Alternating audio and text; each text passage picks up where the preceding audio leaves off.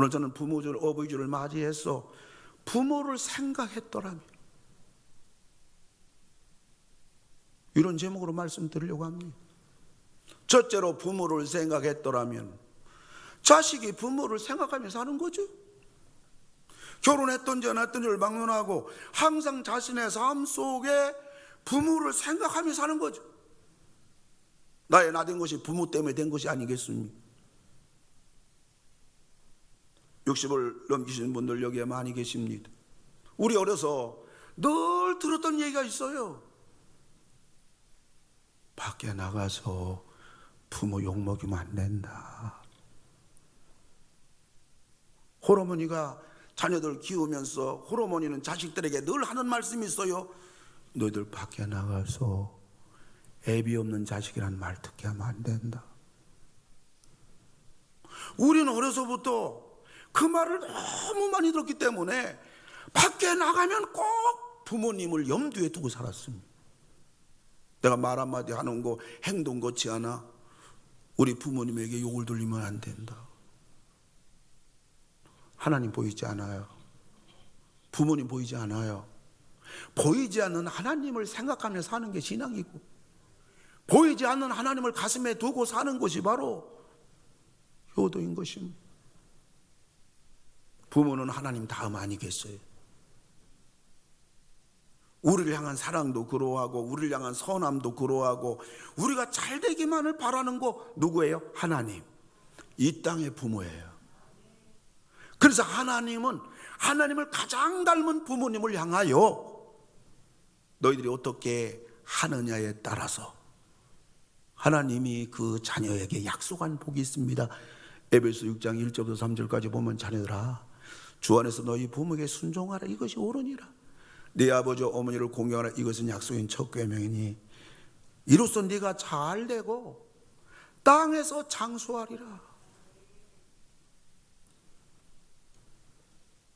어린 사무엘 사도행전 가지고 지난주에 이 말씀으로 어린이주일 말씀 전했고, 사실 그 내용으로 오늘 어버이주일 말씀이 연결되는 겁니다. 그래서 사무엘상 2장 3장으로 지난주 말씀과 여러분 본문을 연관지어 가면서 이 어린 사무엘은 부모님을 항상 생각하며 살았어요. 부모가 나를 어떻게 낳았는지, 한나가 엄마가 나를 어떻게 낳았는지, 처방 때 고통당하던 우리 엄마가 눈물로 기도하고 서원해서 나를 낳았다는 그걸 항상 사무엘은 염두에 두고 부모님을 생각하며 사는 거예요.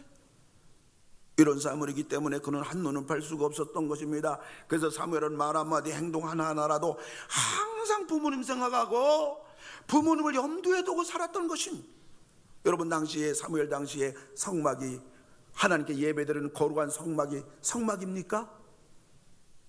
죄악의 온상이었어요. 홈리와 비나서 제사장입니다. 거룩한 제사장인커녕 하나님을 대적하는 악인이었습니다. 그 속에서 홈리가 그 틈바구니 속에서 사무엘은 자라야만 했던 거예요.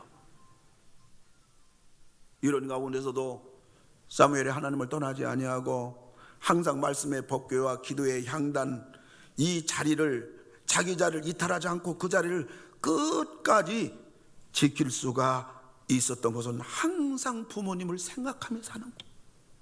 그러나 홈리와 비나스는 어땠습니까? 그들의 삶은 부모하고 전혀 상관이 없는 망나니 삶이었어요. 하나님 앞에 제멋대로 살았어요.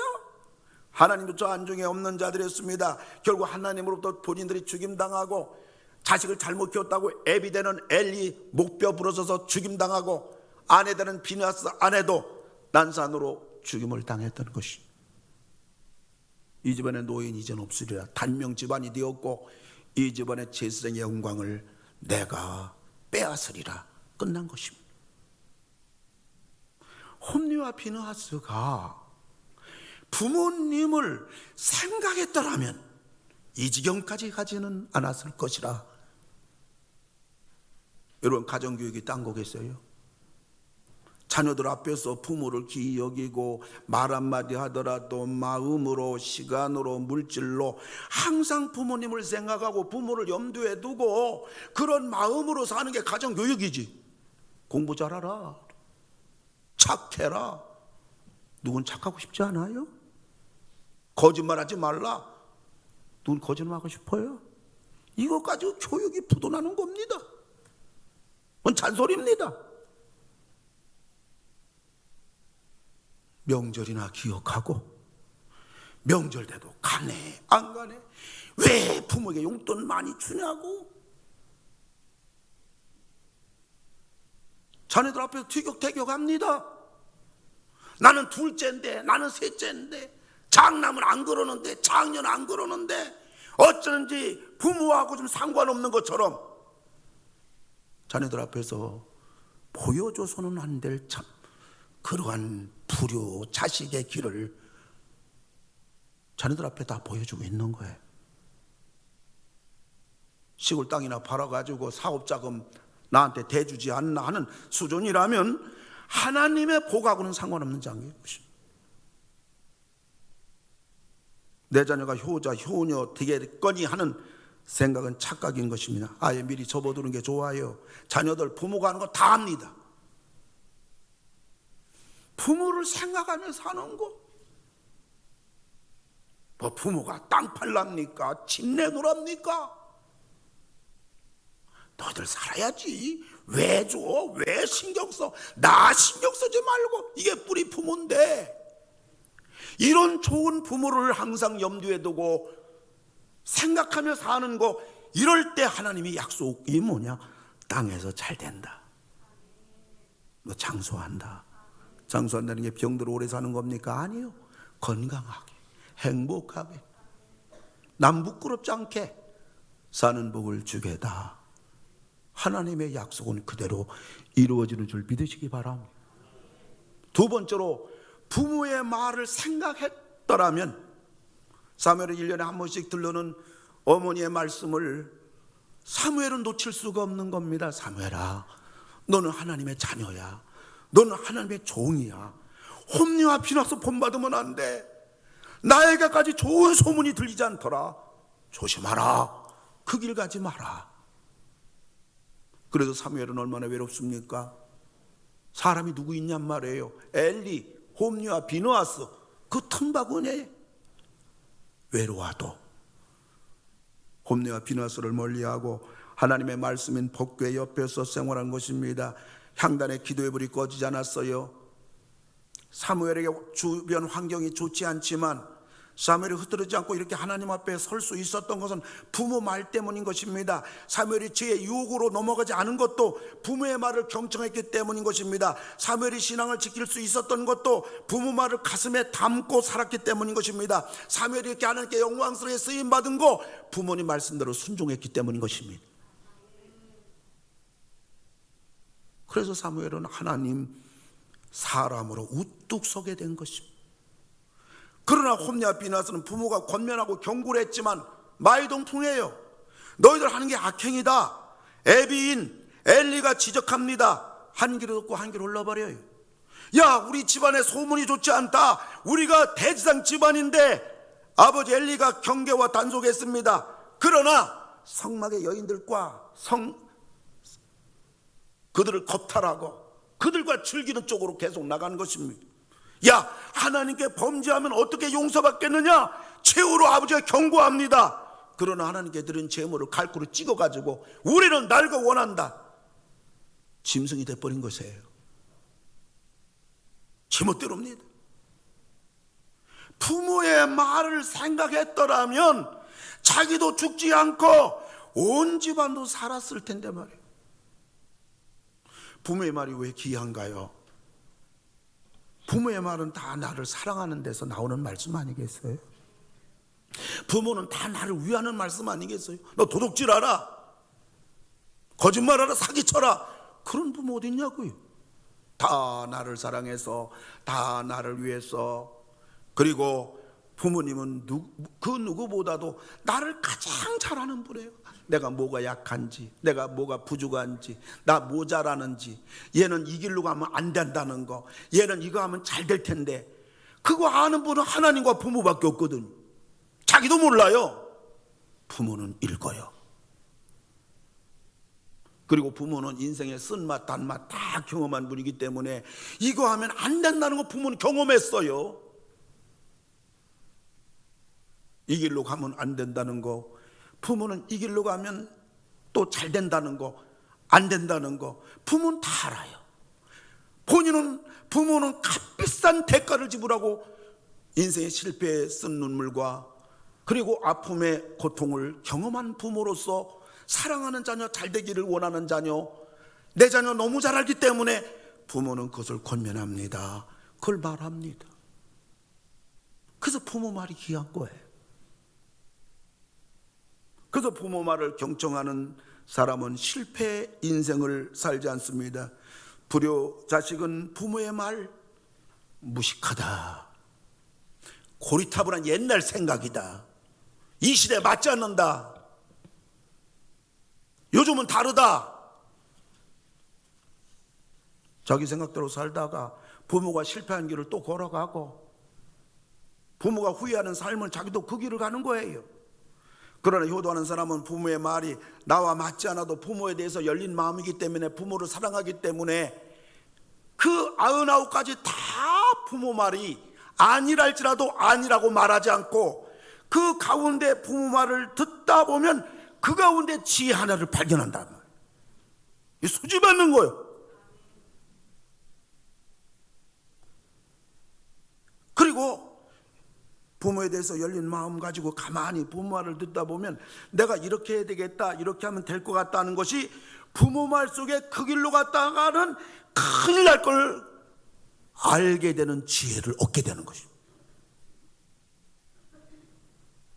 근데 불효자식은 아예 다 고리타분한 얘기, 옛날 얘기, 무식한 얘기, 우리하고 안 맞아.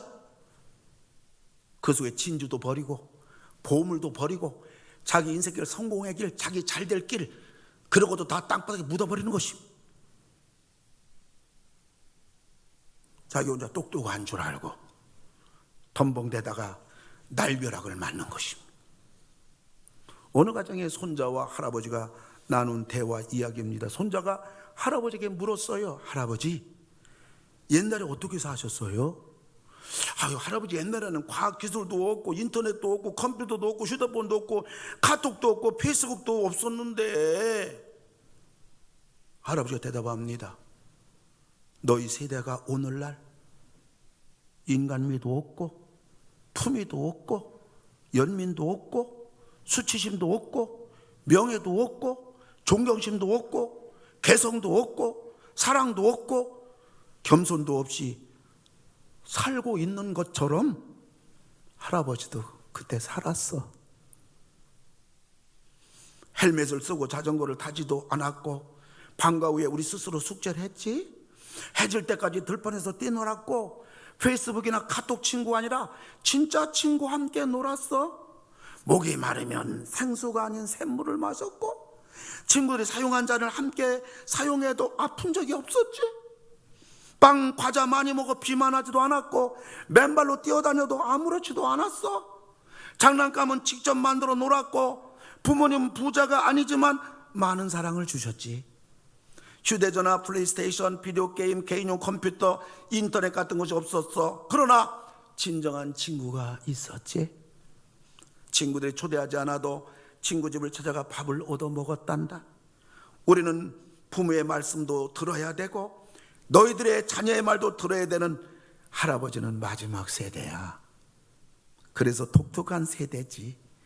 그래서 할아버지는 이해심도 많아. 여러분, 컴퓨터 한다고 성공합니까? 비디오 게임 잘한다고 그가 똑똑한 겁니까? 진짜 지혜가 뭔지를 알아요.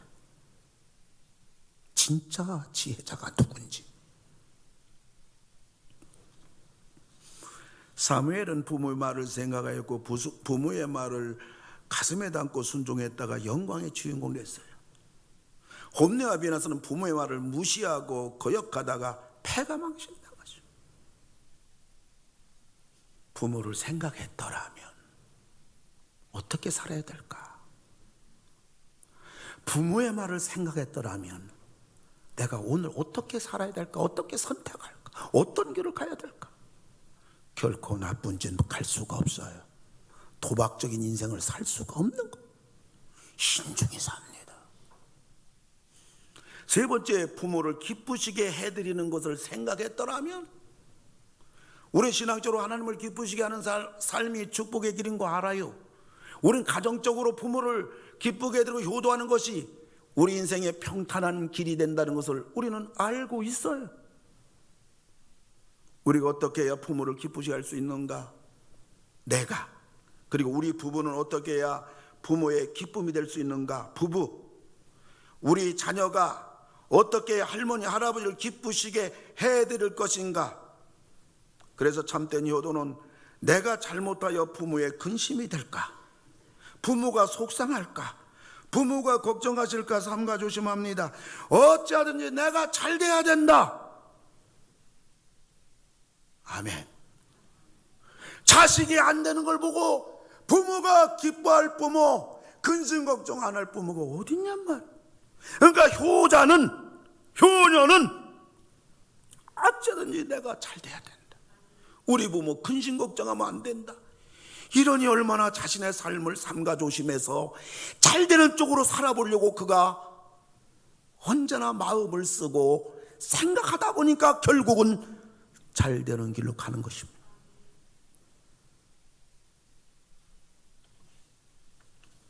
자기뿐만 아니라 부부관계도 마찬가지예요. 아들과 며느리, 딸과 사위가 밤낮 싸우는데 부모가 어떻게 두 다리 뻗고 살 수 있겠어요? 그저 용돈 주지 않는다 할지라도 그저 아들, 딸, 사위, 며느리 행복하게 살고, 그래 너희들 행복하게 살면 돼, 행복하게 살면 돼. 행복하게 살 때의 부모는 마음이 편안합니다. 쟤네들은 걱정하지 않아도 돼. 이게 효도 아니에요? 그리고 손주들이 잘 되는 것이 할머니 할아버지의 기쁨 아니에요. 자주 할머니 할아버지에게 인사를 자꾸 하게 하고, 좋은 소식 있으면 자꾸 연락을 해드려서 할머니 할아버지를 기쁘시게 해드리게 해야 됩니다. 어쨌든지 우리 부모님을 기쁘시게 해드리는 생각을 하며 살아야 돼. 자녀들이 이런 것을 다 보고 배우는 겁니다. 그래서 옛날 어른들은 말씀하기를 효자 가정에서 효자가 나오고 불효자식 가정에서 불효자가 나온다. 부모 보고 배웠으니까. 사무엘은 1년에 한 번 보는 부모지만 어쩌든지 부모님을 기쁘시게 해드리겠다고. 우리 부모님 기뻐하는 게 뭐예요? 신앙생활을 잘하는 거예요. 신앙생활을 올인하는 거예요. 그리고 우리 부모님이 내가 하나님 종되기를 원해서 밤낮 에봇을 갖다 입혔단 말이에요. 제사장 옷을 입혔단 말이에요. 그래서 어쩌든지 부모님이 원하는 기뻐하시는 제사장의 길을 걸어가기 위해서 그는 기도하고 하나님 말씀 바라보고 하나님 말씀 순종하면 늘 하나님 복교 옆에서, 하나님 기도 향단 옆에서 그는 늘 생활했던 것입니다. 떠나지 않았어요. 왜? 부모님이 너무 기뻐하니까. 형들과 어울리지 않았고 형들이 하는 짓을 따라하지 않은 거예요. 사무엘이 결국 하나님의 영광스러운 종이 되었고, 홈리와 비나서는 부모의 근심 걱정거리가 되어서 그의 인생은 내리막길을 걸어가게 되었고 결국 온 집안을 다 망하게 만든 것입니다. 결국 효도라는 것은 어쩌든지 우리가 잘 되어야 한다는 생각으로 나가는 거예요. 왜? 부모님이 기뻐하니까. 부모의 근심이 될까봐 자신의 삶 속에 파괴되고 무너지고 망가질 수 있는 도박적인 그러한 요소를 철저히 배격합니다. 내가 안 되면 부모가 근심 걱정하니까, 내가 잘 되면 부모님이 기뻐하니까 어쩌든지 부모의 기쁨이 되도록 모든 생각과 능력을 힘을 써가지고서 어쩌든지 내가 잘 돼야 된다. 여러분, 잘 되는 게 잘못입니까? 그러니까 효도하는 사람, 효자는 결국은 잘 되고 장수할 수밖에 없어요. 부모는 내 인생의 복에 대한 악셀이에요. 악셀이 뭐예요? 자동차 운전하다 보면 악셀을 밟으면 막 가는 거야. 그러니까 우리 부모는 바로 내 인생의 복에 대한 앞으로 전진하게 되는 것이고 불행에 대한 브레이크예요. 내가 잘 되는 걸 부모가 원하니까, 부모님의 기쁨이 되니까 결국은 내가 계속 내 인생 복에 대해서 악셀이 밟아지는 것이고, 결국 내 인생이 불행해지고 망가지는 건 부모가 근심이 되고 슬퍼하고 우시니까 어쩐지 불행해지지 않으려고 애쓰다 보니까 우리 부모야말로, 부모를 생각하는 자녀야말로 복에 대해서는 계속 전진하는 것이고 불행에 대해서는 브레이크가 걸리는 거예요. 그 길을 조심하는 거예요. 효도가 얼마나 복이냐 말. 효도는 부모를 위한 게 아니라 자기와 자기 자식을 위한 거라고. 불효자는 미지의 세계를 홀로 가요. 검증되지 않은 세계를 혼자 가는 거예요. 이 미지의 세계, 인생의 앞날, 살아보지 않은 앞날을 걸어가는데 부모를 생각하고 부모의 말을 생각하고 부모를 기쁘시게 하는 걸 생각했다면 내 앞길 가는데 어떤 길을 가야 될 것인가 어느 정도 알게 돼요. 부모 때문에. 근데 부모를 무시하고 폐지해버린 사람은 자기가 잘났기 때문에 그 미지의 세계, 가보지 않은 세계를 홀로 가다 보니까 제동장치가 없는 인생의 차를 몰고 가는 것처럼 얼마나 위험스러운 인생과 실패의 인생과 눈물의 인생, 아픔의 인생을 걸어가는지 몰라요. 부모는 복이에요. 우리의 복이에요. 부모는. 말씀을 맺고자 합니다. 효불효교라는 다리가 있어요. 이 전에 내려오는 이야기가 있어요. 뼈대 있는 가문이라고 10대에 시집 와서 보니까 초가삼간의 화전밭 몇 마디가 전 재산이에요. 정신없이 시집살이 하는 중에도 아들 6 낳습니다. 그리고 아이 하나 뱃속에 자리 잡을 때 시름시름 앓던 남편이 저 세상으로 덜컥 떠나버렸어요. 유복자 막내 아들을 낳고 유시댁은 혼자서 아들 7을 키우느라 낮에는 농사일, 밤이면 삭바느질로 10여 년을 꿈같이 보내고 나니 아들 6, 7이 쑥쑥 잘 자랍니다. 큰아들이 16살 됐어요. 어머니, 이제 손에 흙 묻히지 마세요. 집안 농사일을 시원시원하게 큰아들이 잘하는 겁니다. 둘째는 10만 일을 따라다니며 약초를 캐고 가끔씩 산삼도 캐 쏠쏠하게 돈벌이 합니다. 셋째는 큰형 둘째 형이 너 공부해야 돼. 넌 공부나 해. 서당으로 밀어넣습니다. 7 아들이 효자예요. 맛있는 거 사다 제 어미에게 드리고 농사는 물론 부엌일도 손끝 하나 못 움직이게 합니다. 살림이 늘어납니다. 일을 하지 않으니까 유시댁은 1, 2년 만에 3사람이 돼요. 새까맣던 얼굴이 밭꽃처럼 환해지고 나무 뿌리 같던 손이 비단결처럼 고와졌습니다. 살만합니다. 근데 그때부터 유시댁은 밤이 길어진 겁니다. 베개를 부둥켜 안아봐도 허벅지를 꼬집어봐도 잠이 오지 않는 거예요. 유시댁은 바람이 난 거예요. 범골 외딴 집에 혼자 사는 호라비 사냥꾼과 눈이 맞았습니다. 30대 후반 유시댁이 한 번도 느껴보지 못한 남자의 맛을 알게 된 겁니다. 7 형제가 깊이 잠이 들면 유시댁은 살며시 집을 나와 산허리를 돌아 범골로 갔습니다. 어느 날 새벽에 온몸이 다 물에 젖어가지고 다리를 쩔뚝쩔뚝하면서 집에 들어온 거예요. 깜깜한 밤중에 7 아들 깨기 전에 가야겠다고 냇가를 건너다가 발이 삐어가지고 그만 몸이 다쳐가지고 이렇게 집에 들어온 거예요. 7 아들은 지엄이 발이 삐었다고 약방에 가서 고약을 사오고 3다리 뼈를 사다 고아줍니다. 며칠 후 유시댁은 발에 부기가 빠지고 걸을 수 있게 되자 또다시 밤마다 범골을 향합니다. 그래서 범골을 향하여 그 징검다리 냇가를 건너려고 하는데 깜짝 놀란 거예요. 개울가에 다리가 놓아 있는 거예요. 7 아들이 다리를 만들어 놓은 거예요. 우리 어머니 깊은 마음 중에 가시다가 성급하게 가시다가 지난번 냇가에 빠져서 발목도 삐시고 온 옷에 그 물에 젖어서 오셨던 우리 어머니 편하게 밤길을 범골로 가시도록, 그리고 새벽녘에 편안하게 오시도록 다리를 놓았는데 그 다리가 바로 효불효결한 다리입니다. 이승에 있는 어미에게는 효요, 저승에 있는 아비에게는 불효라. 그렇죠.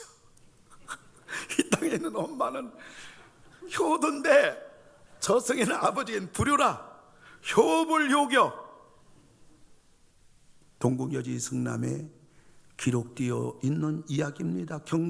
경주시 인왕동에 있는 신라시대 다리, 경북사적 제457호로 지정된 기록된 다리, 소위 칠성교라고 불리우는 다리입니다.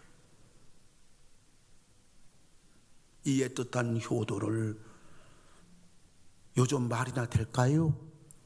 경찰에 고발하지 않길 다행이지, 그 엄마 내쫓지 않길 다행이지. 이 시대 어떤 시대예요? 전 며칠 전에 학교 선생님으로부터 그런 얘기 들었어요. 얘들아, 부모나 누구를 막론하고 너희들 손찌검하면 경찰에 고발하라. 경찰에 고발하라.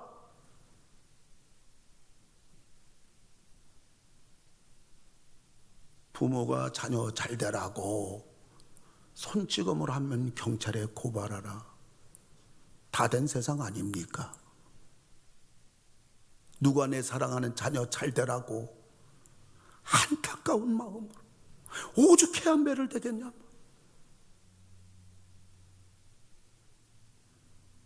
효도를 배우는 데는 없어졌어요. 학교도 끝났어요. 효도를 배우는 학교는 이제는 교회밖에 없어요. 교회가 세상의 희망이요 세상의 도덕입니다. 오늘 부모주일 맞이했어요. 아마 여기 계신 분 가운데 양가의 부모 4분 살아계신 분이 아마 반이나 될까? 저도 다 돌아가시고 우리 장모님 97세인데 여름에 휴가 맞이할 때마다 일주일 우리 장모님 뭐 여행하는 걸 너무 좋아하고 차 타는 거 너무 좋아가지고 한 15년 동안 여름에 휴가가 되면 어머니 모시고 한 주간 여행하는 곳으로 한 15년째 보내고 있는데 그 어머니 덕분에 저는 울릉도도 갔어요. 독도도 가봤어요. 우리 어머니 역사적인 곳에 모시고 가야 되겠다. 대마도도 일부까지 갔어요. 걷지 못해요.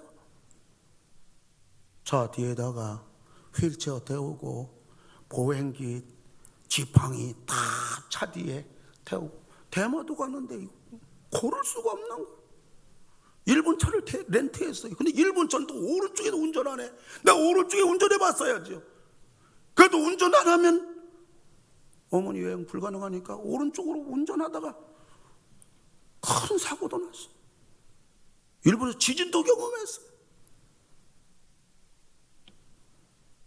내일은 97세 된 우리 어머니 제가 대구로 만나러 가는데 이번엔 어디로 이 부모 주일 또 어버이날 맞이해서 한 2박 3일이라도 어디로 모시고 가야 되겠나 생각하는데 연락이 왔어요. 97세 된 어머니가 이제는 앉지도 못한다. 허리가 다 나가버린 거야. 걷지 못하던 어머니가 이제는 누워서 지낸다 연락받았어요. 이제는 천국 갈 날이 된 거예요. 내가 가슴속에 우리 어머니에 대해서 2가지 소원이 뭐냐면 중국 여행을 한번 보내드리고 싶어. 이것이 너무 중국은 어려운 거예요. 내 말이 안 되니까. 선교사에게 부탁하면 되겠는데 선교사한테 부탁하는 게 너무 죄송하고. 그리고 한 달 전부터 집사람에게 한 얘기가 우리 어머니 5월달엔 우리 집에서 한번 모시자. 그분이 자녀 집에 가서 하루도 안 지내는 분이에요. 그런데 한번 올 한 달은 우리 집에서 우리 어머니 모시자 집사람에게 계속 얘기했는데 연락이 딱 오기를 앉아있지도 못한다. 부모는 마냥 기다려주지 않아요. 누워서 지내는 어머니 모시고 무슨 차를 태워드리냐, 어디 여행 가냐, 무슨 중국 가냐. 오늘 부모 주일, 어버이 주일을 맞이해서 부모를 생각했더라면 내가 이렇게 살았을까? 내 인생은 왜 실패 인생 살았나? 부모를 생각했더라면 그 실패 인생 살지 않았을 텐데. 부모가 슬퍼하니까. 부모의 말을 생각했더라면 내가 오늘 이렇게 지나온 삶이 그렇게 어둡고 아프고 실패하는 인생을 내가 걸어갔겠는가? 부모를 기쁘시게 하는 생각을 했더라면 오늘 나와 우리 가정, 나의 삶은 어떠한 삶을 살았을까? 오늘 이 어버이 주일을 맞이해서 여러분 부모님이 살아계시다면 정말로 그거는 기회고, 효도는 다 복으로 가는 거고, 불효는 전부 다 불행으로 간다는 사실을 여러분 잊지 마시고, 여러분 자녀 부모 등지고 내 자녀 어떻게 하면 여러분 다 부모 등지고 자녀에게 하는 것은 결국은 전부 다 자기가 당할 아픔과 눈물을 씹는 것입니다. 너희 효도 잘해 통합니까? 잔소리지요. 우리는 부모님을 생각하고 말 한마디라도 할머니 할아버지 얘기하고, 어쩌든지 용돈도 우리 할머니 할아버지 드리고, 그것만 하다 보면 이 자녀들은 저절로 부모 따라서 효도를 배우게 되는 거예요. 아, 부모는 이렇게 하는 거구나. 그래서 우리 21세기 아무쪼록 우리는 부모님을 귀하게 여기고, 우리는 부모를 항상 나의 삶 속에, 우리 가정 속에 가장 하나님 다음으로 소중한 분으로 모시고 우리들이 말하며 생활하며 이렇게 우리 가정을 이루어 나가는 여러분 다 되어서 땅에서 잘 되고 장수하는 복을 받아 누리시는 여러분 다 되기를 주님의 이름으로 축원합니다. 축원합니다. 시작합시다. 이 길 갑시다. 그런 여러분 다 되기를 주님의 이름으로 축원합니다. 기도하겠습니다. 하나님 아버지 감사합니다. 우리의 귀한 부모님을 주신 거 감사합니다. 그러나 우리 부모님이 우리 곁을 떠나셨습니다. 복받을 기회를 놓쳤습니다. 하나님 이제라도 교회 안에서 나이 드신 분은 다 우리 부모님들이에요. 내 주변에 연로하신 분들은 다 내 부모님들이에요. 이제라도 우리의 마음과 사랑과 우리의 정성과 말 한마디라도 섬김이라도 어르신들을 귀하게 여기고 따뜻하게 손잡아드리고 따뜻하게 위로해드리고, 그래서 이 어르신들이 나를 만날 때마다, 교회 오실 때마다, 나를 만나는 어르신들마다 그 따뜻함이 그들의 온기가 되어지게 하시고, 그들의 냉랭해진 마음 속에 생명이 소생하게 하시고, 이로 인해서 우리의 따뜻한 말 한마디를 통해서 예수를 전함으로 말미암아 우리 어르신, 우리 양가 부모님들 살아계시다면 어쩌든 전부 예수 믿고 구원받도록 우리 상동 21세의 교회가 효도의 교회가 되게 하시고, 도덕 교회가 되게 하시고, 예의 교회가 되게 하시고, 복음 교회가 되게 하여 주시옵소서. 지나간 날 우리 부모님, 저희들 계산하지 않고 살았던 모든 허물과 불의를 용서해 주시고, 이제라도 복된 길을 묵묵하게 걸어가는 우리 모든 성도님들 다 되게 주시옵소서. 예수님의 이름으로 기도를 드립니다. 아멘. 이제는 부모님을 섬기며 십자가상에서 홀로 계신 어머니를 요한에게 맡기며 십자가상에서 돌아가시면서까지 효도의 본을 보여주신 우리 주 예수 그리스도의 은혜와 효도하는 자에게 땅에서 잘되고 장수하는 복을 주시는 하나님의 사랑하심과 성령님 우리와 영원토록 함께 하심이, 우리의 귀하신 부모님들, 또 교회에 연로하신 우리 부모님들, 우리 주변에 버림받고 외면당하고 어린 애기들이라도 할머니 노인들 싫어하는 그러한 잘못된 풍조 속에 있는 어두운 세상 속에서 우리 모두 우리 부모님, 우리 어르신들을 잘 섬겨. 나도 늙어지기 때문에, 나도 그때가 곧 다가오기 때문에 오늘 복을 많이 심어서 땅에서 잘되고 장수하는 복을 가문 대대로 누리기를 성삼위 하나님께서 이제로부터 영원토록 함께 하실지어다. 아멘.